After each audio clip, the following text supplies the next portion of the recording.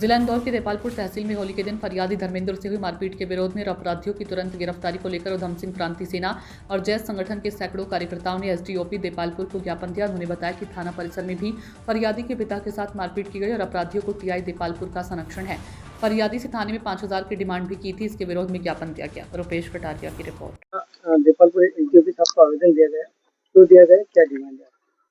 आज उधम सिंह क्रांति सेना के तत्वाधान में और कुछ आदिवासी समाज के कार्यकर्ताओं के तत्वाधान में हमारे समाज के रविदास समाज के कार्यकर्ता के साथ में आज से 10-12 दिन पहले मारपीट की गई थी।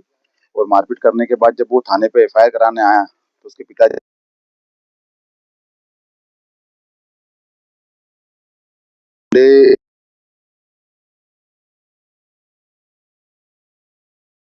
आज उधम सिंह क्रांति सेना और पूरे सारे कार्यकर्ता आकर के यहाँ पर ज्ञापन दिया है एसडीओपी साहब को।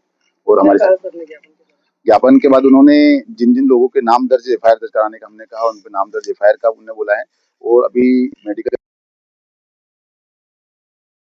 करके कार्रवाई करने का बोला है और जल्द अभी उनकी गिरफ्तारी आज ही करने का उन्होंने निर्देश दिया है। थाना परिसर में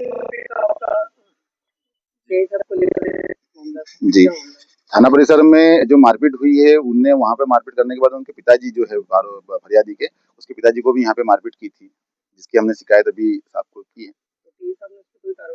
टीआई साहब ने कार्रवाई नहीं की है, जो भी साहब को, इसलिए हमने ज्ञापन दिया और ये माननीय एसपी महोदय के नाम से हमने ज्ञापन दिया है और हमने सारी चीजें अवगत करा दी है। और आपके एक साथी बता रहे थे कि कुछ पैसे की भी डिमांड की गई थी।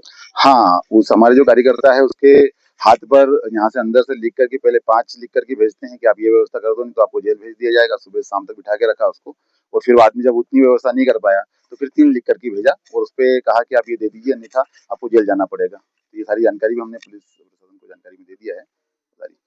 आपका परिचय? मेरा नाम जीतू झालरिया, उधम सिंह क्रांति सेना का संस्थापक।